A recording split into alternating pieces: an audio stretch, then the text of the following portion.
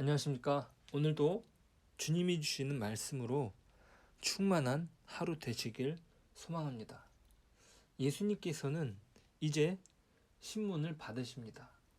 오늘 본문의 신문은 예수님께서 치르셨어야 하는 재판의 두 번째 재판입니다. 예수님께서는 두 개의 재판을 치루어야 했습니다. 첫 번째는 교회 재판이요. 두 번째는 공공재판입니다. 첫 번째 재판에는 3단계가 있었고 두 번째에도 역시 마찬가지입니다. 소위 말하는 교회 재판의 3단계는 안나스 앞에서의 예비적 신문. 이것은 요한복음 18장에서 기록됩니다. 또 오늘 기록되는 사내들인 공회 앞에서 두 번째 재판, 그리고 날이 밝은 이후에 사내들인 앞에서의 재판, 그리고 예수님은 공공재판으로 넘겨집니다. 공공재판에서는 빌라도 앞에서의 재판, 헤롯 앞에서의 재판, 마지막으로 빌라도 앞에서의 새로운 재판이 이어집니다.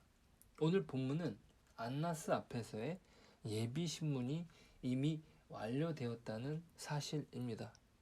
예수님께서는 대제사장들과 장로들과 서기관들 앞에서 재판을 받으십니다. 예수님을 고발한 자들은 다름 아닌 이들이라는 사실을 기억할 필요가 있습니다. 예수님을 따르던 대중이 순식간에 바뀌어 예수님을 재판에 넘긴 것이 아닙니다. 그들은 사람을 사고 예수님을 고발하고 예수님을 심판에 넘긴 것이죠. 그들의 무리가 이미 예수를 잡을 계획을 했습니다. 하지만 명절에는 말자는 것이 중론이었죠. 왜냐하면 예수님을 따르는 사람들의 분란을 두려워했던 것입니다. 하지만 유다가 배반하고 그것은 급박하게 변했습니다. 급물살을 탔던 것이죠. 예전에 예수를 잡으려다 범했던 실수를 반복하지 않으려고 로마군을 동원합니다. 그리고 치밀한 전략 속에서 신속하게 재판을 치르죠. 날이 밝기 훨씬 이전에 어두운 밤중에 이들이 재판을 위해 다 모였다는 것은 얼마나 그 상황이 급박했는지를 보여줍니다. 이미 예수를 잡기 위한 악한 계획이 그들에게 있었던 것이죠. 이것은 예수님을 따르는 일반 대중을 철저히 배제한 심판이었던 것입니다. 이들은 왜 이렇게 대중을 외면한 채 심판을 강행하는 것일까요? 6번에 걸치는 재판을 통해 이루고자 하는 것이 무엇이기에 이러는 것일까요? 그것은 오로지 예수님을 죽이기 위한 목적을 달성하기 위함입니다. 재판이 신속하게 이루어지기 위하여 정상적이지 않은 일정을 밀어붙이는 것입니다. 합법적인 절차를 무시하며 강행하는 것은 이들의 사악한 목적을 이루기 위한 억지였던 것이죠. 실상 사형을 다루는 재판은 유대 율법에서는 야간에 다룰 수 없습니다. 또한 명절에 처형을 실시하는 것도 금지된 일이었습니다. 바리새법에 의하면 생명형을 다루는 재판의 신문은 큰 명절의 저녁에는 시작도 할 수 없는 것입니다. 성급하게 진행되는 재판이 그들의 율법을 어기면서까지 이루어지는 것은 반드시 예수를 죽여야 한다는 그들의 각오에서 비롯된 것입니다. 사실상 이 재판의 중요한 동기는 그들의 질투심에서 비롯되었죠. 예수님이 저지른 죄가 이 재판을 일으킨 것이 아닙니다. 유대 지도자들은 백성들에 대한 그들의 지배력이 상실되어 간다는 것과 나사렛 예수가 자신들을 공개적으로 비판하고 자기들의 잘못을 폭로하는 것을 도저히 받아들일 수 없었던 것이죠. 예수님께서 그들의 숨겨진 동기를 폭로하고 그들의 이익을 창출하는 성전을 강도의 소굴이라고 불렀기 때문에 유대 지도자들은 분노로 가득 찼던 것입니다. 저 예수를 잡고야 말겠다. 그렇게 생각을 했습니다. 그들은 재판의 합리성보다는 예수를 어떻게 잡아서 죽일 수 있을까에 온 정신을 쏟고 있습니다. 이 재판의 동기가 불순하기에 그들이 성급하게 준비한 증인들은 서로 증언하는 것이 일치하지 않습니다. 그들의 거짓 증언은 들통이 납니다. 55절과 56절은 이렇게 기록합니다. 대제사장들과 온 공회가 예수를 죽이려고 그를 칠 증거를 찾되 얻지 못하니 이는 예수를 쳐서 거짓 증언하는 자들이 자가 많으나 그 증언이 서로 일치하지 못함이라. 아무런 죄가 없으신 예수님 앞에 그들의 거짓은 그대로 드러납니다. 재판의 잘못된 동기는 이내 힘을 잃고 있었던 것입니다. 어떤 사람들이 예수에게 들었다고 말하며 증언한 내용도 잘못된 내용이고 그 증거도 서로 합하지 않습니다. 그 사람들은 예수님께서 손으로 지은 성전을 헐고 손으로 짓지 아니한 다른 성전을 사흘에 지으리라고 했다는 것입니다. 하지만 예수님께서는 이렇게 말씀하신 바가 없습니다. 예수님께서는 요한복음 2장 19절에서 이렇게 말씀하셨습니다. 너희가 이 성전을 헐라 내가 사흘 동안에 일으키리라. 예수님께서 말씀하신 것은 성전된 자기 육체를 말씀하신 것이었습니다. 그들은 잘못된 해석으로 예수님을 고발하지만 그들의 말은 서로 일치하지 않았던 것입니다. 그야말로 이 재판의 허점이 그대로 드러나는 것이죠. 그러자 대제사장은 마지막 질문으로 이 재판을 이어가고 있습니다. 그가 물은 질문은 이렇습니다. 내가 찬송받을 이의 아들 그리스도냐? 이것은 재판을 매듭지을 수 있는 결정적인 질문이었습니다. 예수님께서는 자신이 메시아라는 사실을 숨기지 않으셨습니다. 오히려 자신이 하나님의 그리스도이라는 사실을 제자들이 알기를 원하셨죠. 예수님께서 사역하시는 가운데 분명히 드러나는 정체성이 바로 하나님의 아들로서 사람들을 구원하는 메시아라는 사실입니다. 예수님께서는 그 질문에 이렇게 대답하십니다. 이것은 다니엘이 환상 중에 구세주의 도래를 예언한 내용입니다. 예수님께서는 자신을 통해 드러날 하나님의 영광을 분명히 말씀하십니다. 그러자 대제사장은 옷을 찢으며 말합니다. 우리가 어찌 더 증인을 요구하리요? 그 신성 모독하는 말을 너희가 들었도다. 이전까지 증인들의 불합리를 덮을 증거를 예수님에게서 찾았다는 것입니다. 예수님에게서 하나님을 모독하는 참난죄를 찾았다는 것이죠.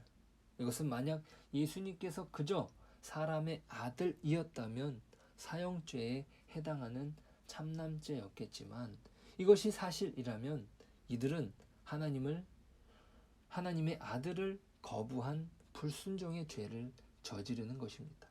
이것은 사람이 저지를 수 있는 가장 커다란 죄악입니다. 실상 이들이 이후에 저지른 행동은 그들의 완악함을 여실히 드러냅니다.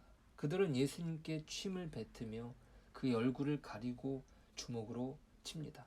사내들인의 고결한 의원들은 이제 잔인하고 복수심에 가득 찬 잔혹한 성격을 여실히 드러냅니다. 그들은 그야말로 천박하고 비인간적이며 야비합니다. 그들이 스스로 그러지 않았다 할지라도 그들의 명령을 받고 있는, 그들의 뜻을 따르고 있는 밑에 사람들이 그렇게 행하고 있는 것입니다. 이 이야기에서 두드러지는 것은 예수님의 침착한 모습입니다. 예수님의 대적들은 억지의 재판을 치르며 그들의 거짓이 드러나고 악에 차 폭력을 휘두릅니다. 사실 이들의 폭력은 이들이 스스로 예수님에 대하여 자신 없음을 그대로 드러내는 것입니다. 그들은 항상 두려움에 휩싸여 안정을 잃고 있었던 것이죠. 그들은 로마인들에 대하여 두려움이 있었고 요한복음 11장 48절에는 이렇게 기록합니다. 만일 그를 이대로 두면 모든 사람이 그를 믿을 것이요 그리고 로마인들이 와서 우리 땅과 민족을 빼앗아 가리라 하니 또한 군중들에 대한 두려움으로 밀란을 우려했습니다. 예수님의 부활 이후에는 예수님에 대한 소문이 날까 두려웠습니다. 오늘 본문에서 그들의 행동은 허풍스럽게 그지었습니다. 그들은 자신들의 내적인 불안에 예수님을 더욱 폭력적으로 다루었던 것이죠. 반면에 예수님께서는 엄숙하고 고요하게 선언하십니다. 곧 내가 그니라 인자가 권능자의 우편에 앉는 것과 하늘 구름을 타고 오는 것을 너희가 보리라 는 말로 대항하십니다. 참된 승리자는 바로 주님이십니다. 완전한 안정을 누리고 계신 분이 그분이시죠. 그를 믿는 모든 자에게 평안을 전하여 주시는 분이 바로 이분이십니다. 아직도 예수님께서는 수고하고 무거운 짐진 자들아 다 내게로 오라. 내가 너희를 쉬게 하리라. 나는 마음이 온유하고 겸손하니 나의 멍에를 메고 내게 배우라.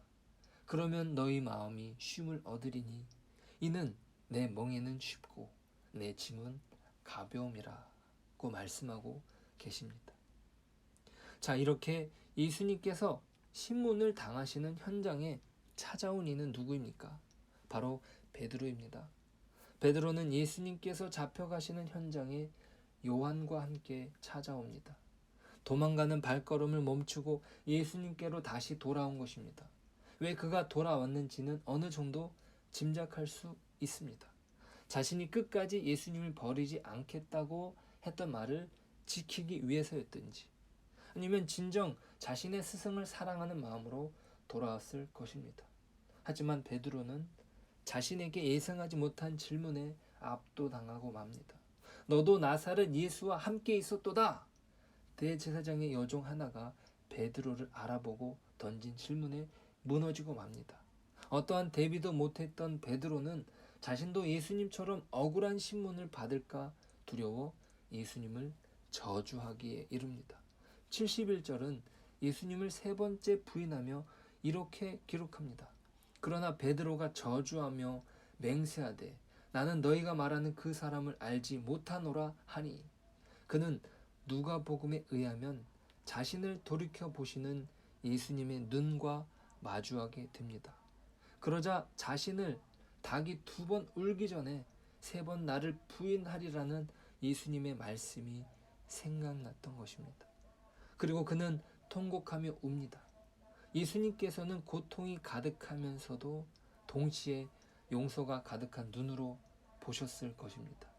사람의 죄를 짊어지고 가심이 커다란 고통이며 그렇게 고통의 길을 통해 온전한 용서를 예수님께서 이루고 계십니다. 그렇습니다. 우리는 오늘 본문을 통해 사람의 마음이 얼마나 간사한지를 보게 됩니다. 자신들의 숨겨진 질투심으로 예수를 재판정에 세우고 그 잘못된 재판은 그들의 두려움으로 폭력이 난무하게 됩니다. 그 가운데 예수님께서는 얼마나 큰 고통을 당하셔야 했습니까? 그들의 적들이 가하는 폭력과 모욕보다 그가 깊이 사랑하셨던 제자이며 친구인 베드로의 부인 때문에 훨씬 더 큰 고통을 받으셨을 것입니다. 사람의 완악함으로 당하시는 고통은 이루 말할 수 없는 것입니다. 그럼에도 불구하고 하나님께서 아들을 보내신 은혜와 예수님께서 용서해 주시는 사랑이 얼마나 놀랍게 나타났는지 우리는 보아야 합니다. 그 십자가를 지시는 과정 가운데 겪으신 고통은 오직 유대인들만의 몫이 아니라 바로 오늘 우리의 죄로 말미암았다는 사실을 겸허히 인정하는 것입니다. 그분의 사랑과 견딤이 없었다면 우리의 구원은 불가능한 것이죠. 그 자신을 억울하게 신문하는 대적들 앞에서 침묵 가운데 침착하게 대답하시는 예수님의 모습을 기억하는 오늘 하루가 되시길 소원합니다. 기도하겠습니다. 하나님, 감사합니다. 예수님께서 당하신 신문이 얼마나 예수님을 고통스럽게 했을지, 또 무엇보다 자신을 3번이나 부인하며 저주하는 자신의 사랑하는 제자를 보게 된 것이 얼마나 커다란 고통이었는지 우리는 헤아릴 수 없습니다. 그 예수님에게 가했던 고통이 바로 우리의 죄악이고 우리의 잘못임을 고백합니다. 주님, 우리를 불쌍히 여겨 주옵소서.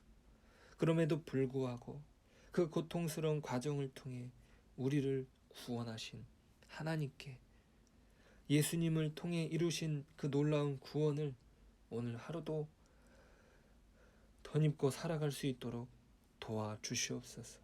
그 구원의 소식을 전하는 자들로 우리가 세워지게 하시고 그 구원으로 말미암아 오늘 하루도 승리하게 하여 주옵소서. 예수님의 이름으로 기도드립니다. 아멘.